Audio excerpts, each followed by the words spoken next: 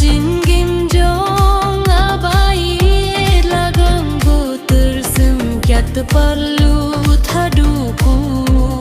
shan rongki jingit ka bajanai hangabai hilai ngamla shu banjai na phi kumbangala kular ning ko kisgi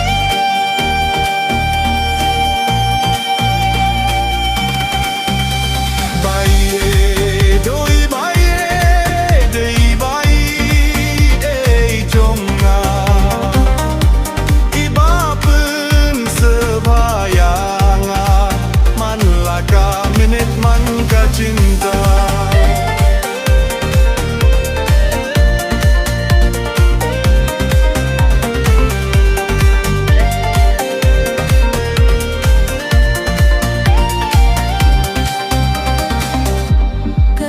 kajingit bajanai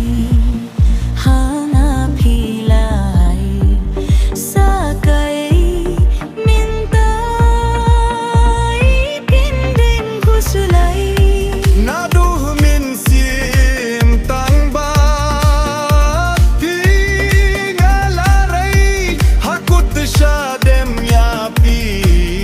yung telangka tengkai kumbagi terkas ngiup mai kieng saki kumbagi terkas ngiup mai kieng saki ya ka jingit kai ka jongi ka jing sngew si na pi bai dalai lei ngam kwa tang bat thi ngan don ha sin da bai